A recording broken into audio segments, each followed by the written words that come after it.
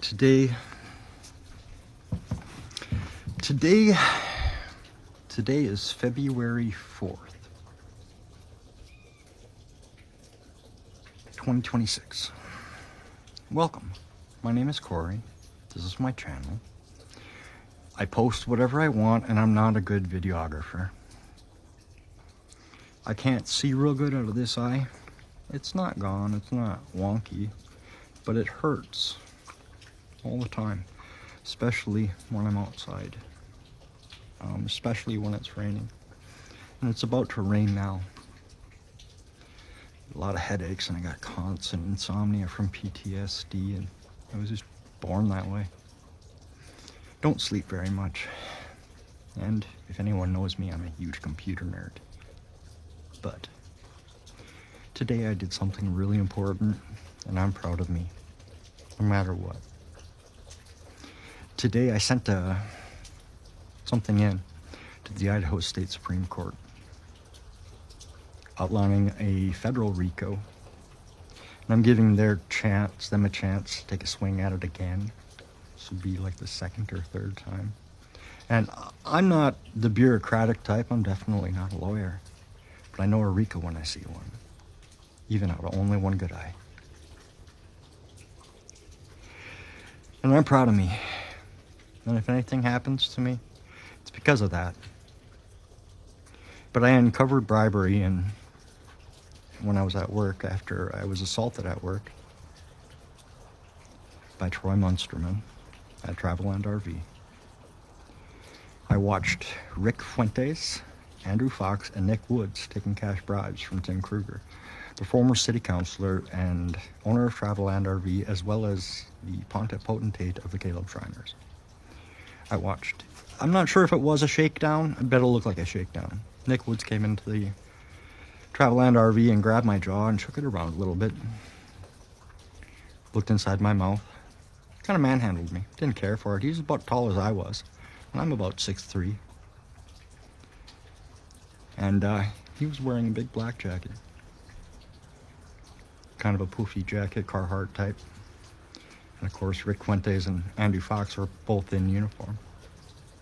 And I recognized Andrew Fox for sure because it said A. Fox. And I thought, oh really, he's kind of handsome. Rick, yeah, he's an unmistakable piece of shit. So, after that, I tried to get out of my contract with Travelland RV by finishing that inventory and taking my RV and getting the fuck out. But they wouldn't give it to me, the title or anything. And that is when I finished the inventory management system.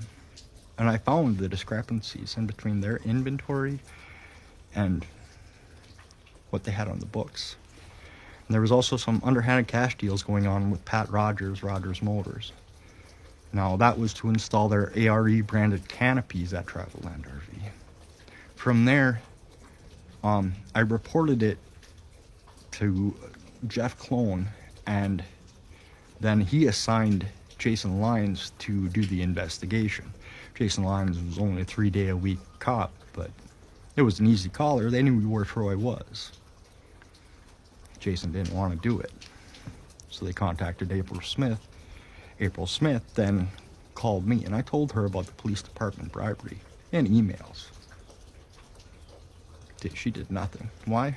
Well, I found out that she had an affair with Rick Fuentes during the Joe Thomas murder trial, calling that into suspect for sure. He affirms he didn't do it. I don't know. But given my experience with them, that somebody knows that April had an affair with Rick Fuentes, and that's why he got out of that sexual assault when he assaulted several other co-workers. They didn't want to press charges against him. Those young ladies unfortunately quit. I talked to one of their family members, and I expressed deep regret for that. But this is on April Smith's shoulders. Likewise with Justin Coleman, if he had any kind of knowledge of it and didn't do anything about it. But I'm guessing it stems back to that relationship they had during the Joe Thomas murder trial and some agreement that they made at that time. So anyways, I repeatedly told the police department about the Travelland's RV's tax evasion, which they got a few fines for. But then they hired Deanne Gigley, and that's well documented, that she took the place underneath Kevin and Megan. Well, around the same time that Deanne got hired, Megan went and changed her name to Vittoria Pax Puccini in Washington, underneath Judge Brooke Burns in Sultan County. See a pattern here. So she changed her name there and then immediately filed for Social Security disability benefits, saying that she's crazy, she has hallucinations. Well, then Travelland RV sues me to keep me quiet in 2022, saying I was defaming them online, saying that Travelland RV assaults veterans. And I said, well, based on what Vittoria said here online, that she wanted to assault veterans, that Travelland RV wanted to assault veterans. And given that I had some military service, not claiming veteran status, but I did go through basic training, got booted out. And I tell anybody that asks that. But I got a paycheck from them, and I get nothing. Absolutely nothing. Don't want nothing. Don't claim nothing. But I can say that Travelland RV assaults veterans because of what Megan said. And because Troy punched me in the mouth. Right on Labor Day. After I loaned him a car and he destroyed it. And then stole $300 from me when I went out and saved him. So, when I found out that they were embezzling money, and Tim Kruger was embezzling money through ARE canopies, I told Kevin, I'm out. And Sean Whitmore then said, well, you got to sign a waiver of release of liability for the teeth and the eye and all that, because we're not going to pay for it. No, you're going to give me the title, because you got to transfer the title, right when you sell it, and I'm living in it, and I ain't getting out. Well, they sued me for that, and for saying that Travelland RV assault veterans. They said that Megan no longer works there. See, she's crazy. She's going to go on disability benefits. Okay, then. So that means that what I said was untrue? No, I didn't know she claims that she's crazy. I know she's crazy, but I'm not the government. And they said, well, she's applying for Social Security benefits. We got Deanne Gigley here. Like, oh, okay. So she doesn't work there no more. So what I said then was false. So then they charged me with defamation of character, and that based on that defamation of character is that I defaulted on some payment structure that I never agreed upon. And part of that was $3,000 for the extraction of my teeth. The other $4,300, something like that, they got it to a total of $7,500 in court to bring it to the district level in front of Jake Askill, friends of Hannah Lidke. What they did was they took my overtime pay, which was the money that's going towards a trailer, which was supposed to be $30 an hour, down to $20 an hour. They didn't tell me that they made that adjustment until after they quit, and then they tried to extort waivers of a release of liability. And by they, I mean Sean Whitmore, sales manager over at Travelland RV. Well, I reported this to everyone, fucking everybody. FBI, fucking Attorney General's office. I've called multiple prosecutors. Hey, I've called the state police like 3 or 4 times, talked to Richard Adamson. When he found out about it, he retired.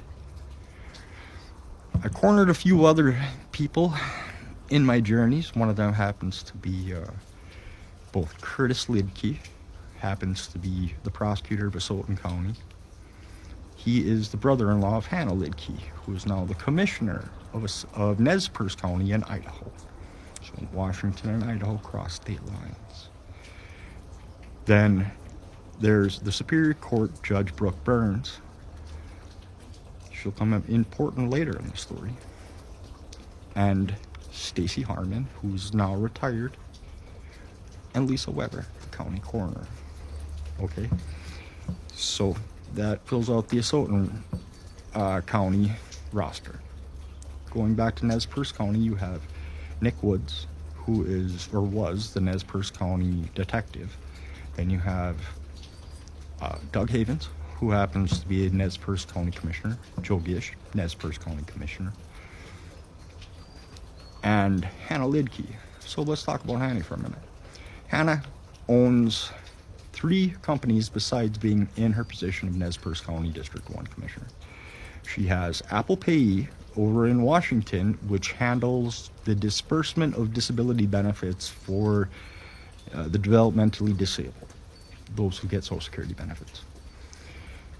The other one is Access Idaho, which does the same thing, but Idaho. And that has an intentional misspelling, ACSES or something like that. And then Opportunities Unlimited, which employs developmentally disabled, not unlike Goodwill, where they take in recyclables and donations and that sort of thing. And in the way that that's structured, then, Hannah Lidke, during her term as City Council President, ended up awarding grants, matching grants, for $350,000 each year to Opportunities Unlimited. At which time, then, she also, during those fiscal years in Form 990, was taking a cut, a salary. For the first time ever in Opportunities Unlimited history, was taking a cut of $89,120 per year for 2 years, until I pointed it out to her online and how she was self-dealing. At that time, she dropped her position as City Council President and then ran for County Commissioner. So that's where she sits currently. But during that time, she was also helping her friends out by voting yes on some of their ideas.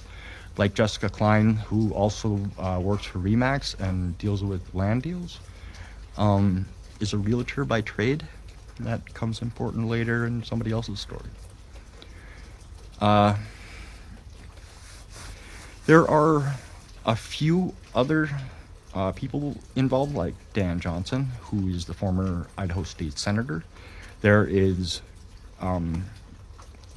Idaho State Representative Lori McCann. There is Idaho State Representative Brandon Mitchell. There's Idaho State Representative Jared Crane. There's Idaho State Senator Nichols, Tammy Nichols. And then there is Idaho Attorney General himself, A.G. Labrador, giving legal advice to Brandon Mitchell. And this is important too. AG and the Secretary of State had been reported to give legal advice to Brandon Mitchell before the 2024 election. And that legal advice was to block me for reporting police department bribery of Nick Woods, Andrew Fox, and Rick Fuentes on Brandon Mitchell's election page. After Brandon Mitchell had taken substantial campaign donations from the Fraternal Order of Police Lodge 10, who has the president, Andrew Fox, and close friends with Nick Woods. Nick Woods now wants to take the position of Doug Havens up in Lewiston, County Commissioner. But the writ of mandamus, or at least a supplement that I sent in today, well, that's kind of big. That proves Hannah Lidke's self-dealing, her relationship with Pat Rogers sitting on her board of Opportunities Unlimited, the financial transactions that were going on behind the scenes there, and now the Idaho State Bar. Justin Coleman, April Smith, and Trey Turner all gave character misrepresentations over me not being a credible witness over the embezzlement, tax evasion, that sort of thing at Travel Land RV. And it's the beginning of a RICO. So I'd like you to stay tuned. I'm just a normal guy. Well, kind of, not really. But yeah, stay tuned.